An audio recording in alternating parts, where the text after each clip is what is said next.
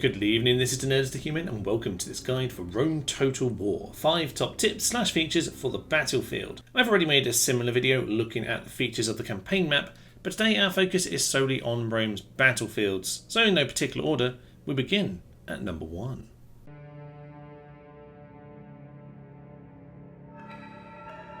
By pressing delete, you get a special camera view to follow missiles across the battlefield. This can give you great shots of flaming arrows or onager fire, and is altogether a rather fun feature. It can also be used to follow a unit around the battlefield, which is of particular interest during a fatal cavalry charge. This is more about the spectacle than the practical, but I love this small feature.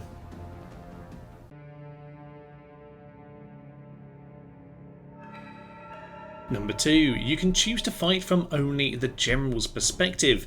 In game settings, if you choose to select your camera mode to be General Camera, you can only see from your general's viewpoint. Usually you can move your camera around the battlefield, or if you choose Restrict Camera in the same menu, then you can explore anywhere that is nearby one of your troops. Choosing General Camera, however, means that positioning your general correctly is more vital as you attempt to traverse the battlefield and give orders to your men.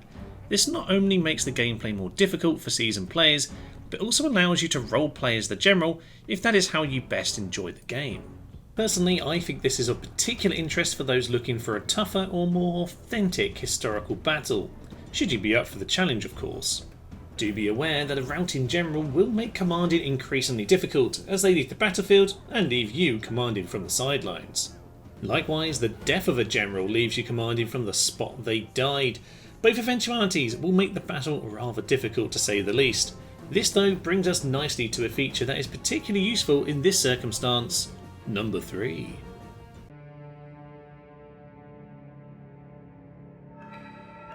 There is an option to allow AI control over your group's units by clicking the computer icon next to the withdrawing flag. Whilst I almost never use this button, if you are on General Camera, this can save your battle even after the craven general has fled. And to be honest, you might just want to do some AI only battles. They can be quite intriguing and quite amusing. Even if you're fighting conventionally, many battles are full of micromanagement, and this option might just help you secure a potential flanking manoeuvre whilst you focus on another part of the battlefield that you feel deserves your attention more.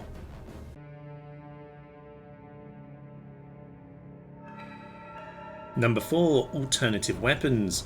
Almost every unit has a primary and a secondary weapon, and understanding the differences can be key. Roman infantry is a pretty simple and universal example, so let's start with them.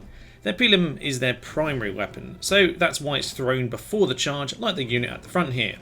Or like the other unit, if you hold Alt, you can simply charge in with the sword, its secondary weapon. Cataphracts meanwhile are known for their brutal charge bonus and primarily use lances / spears, but after the charge these weapons are not great. Use their alternative weapon by holding Alt, and they get out their armour-piercing maces. Suddenly, their attack goes through the roof, and the number of Roman legionnaires falls very quickly.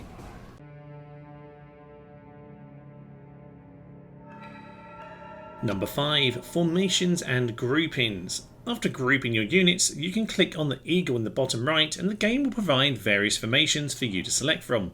Perhaps skirmishers up front? A marching column? There are plenty of choices for you to select from should you want a quick setup.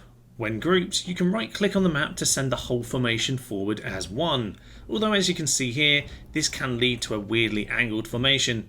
Just redrag the formation with right click to straighten it up. When ungrouped, an order to attack will lead all your troops to converge on that one selected unit, which can be helpful to snipe a general, but it can also be frustrating when you spent time setting up the formation. Luckily, there's a solution to this. In this example with Thrace, a group is ordered to attack whilst holding the Shift button. You should see the red cone icon appear. Now the force will move towards the target in formation, rather than all converge at the one unit. The general shape has been far better maintained.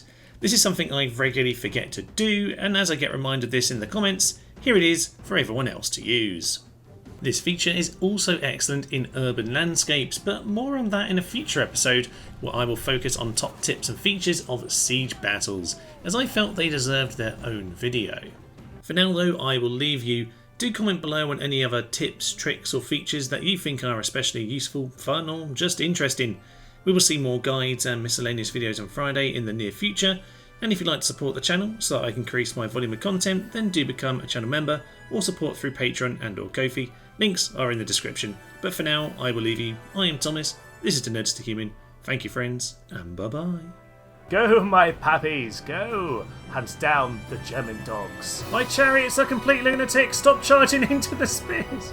Stop charging into the spears. Why do these guys not break? Everyone else has fled. Go home. Go home. What is happening at the chariots?